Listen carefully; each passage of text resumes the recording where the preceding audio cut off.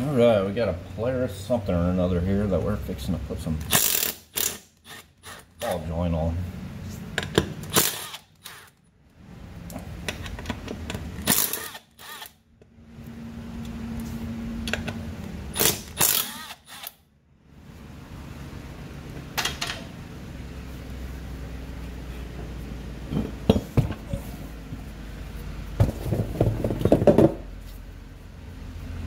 Getting bit by Black Widow.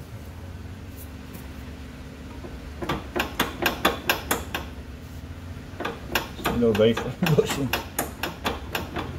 This thing needs some love.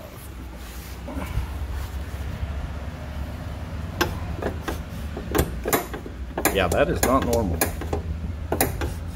So we're going to correct that for sure. We're also going to replace the ball joint, which is right there. Okay, so first thing we got to do is get this cotter pin out right here. Good and rusted. We're going to pull the ball joint and replace it.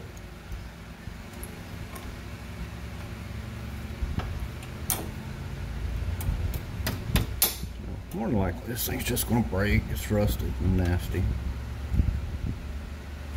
Get it straight, give it a little tappity tap with this fancy hammer that I got. And just grab it, pull it out. Okay, well I got the cotter pin out, so now you got to get a 14mm socket. See if that nut will come off.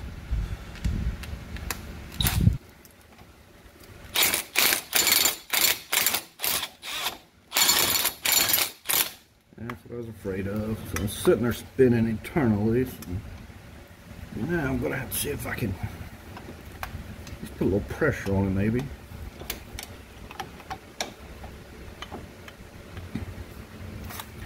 Kind of see if you can wedge something in there and pry up, give it a little pressure, and then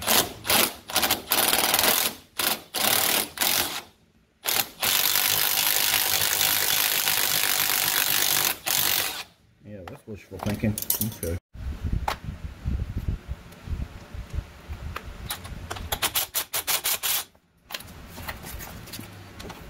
Okay, so I was able to get this thing loose. I want to show you the setup that I had to use. I had to get some needle nose vice grips and actually clamp on here to try to keep this from spinning internally.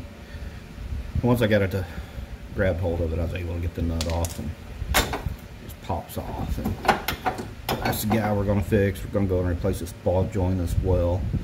So I'm going to pull the strut assembly off and take it to a vise or table where I can get to it and work on it a little easier. So there's a nut up there. That's all I got to take off there. 2 bolts here. I'll get back with you whenever I get everything back apart. No reason you sitting here watching that. Okay guys, so replacing the bushings on the A-frame, which I've got the bushings right here. But this guy ran this thing so long it bent, I don't know what you call that, the cross member or whatnot. So I'm gonna have to stick this in the vise, use a torch, try to straighten up as much as I can, or else the rubber bushings will not go in. So if you run into some janky front end action on your 4-wheeler and you run it too long, you can cost yourself more money. But we're trying to do this on a budget for this guy, so I'm gonna see if I can straighten this out and make it work. Stay tuned. Okay, so I'm gonna throw some heat on it, get it going good and well. Rain her up. Gotta burn all the grease out of it first over there, man.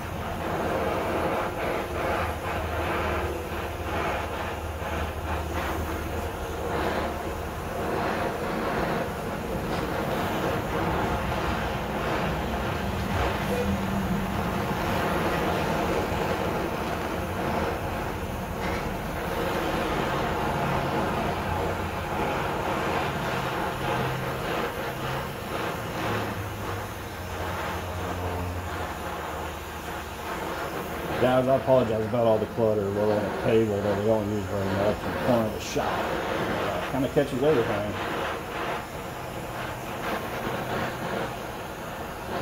You get it going good and red right there by where it's bent. See if I can straighten it out. I'm just going to use the jaws of the of the vise. I'll have to let it cool down and see if I can get it back together. I don't know if you can see that or not, but it's starting to glow. It's getting warm.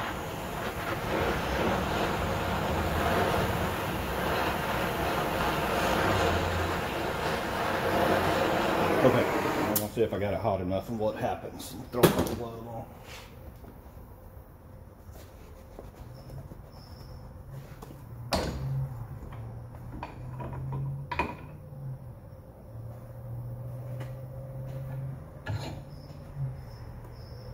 Oh yeah, straightening out.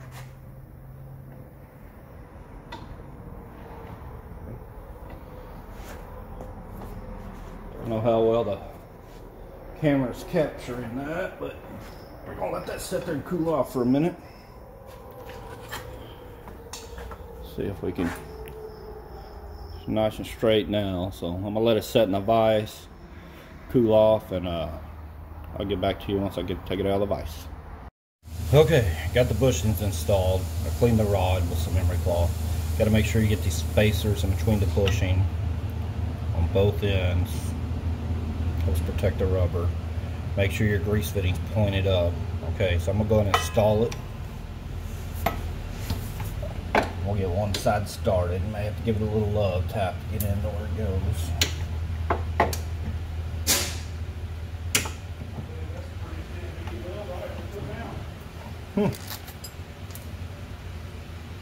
Getting better, eh? Don't make me do it twice. I do believe that's the best looking weld I ever put down. And it's vertical, not flat. Nice.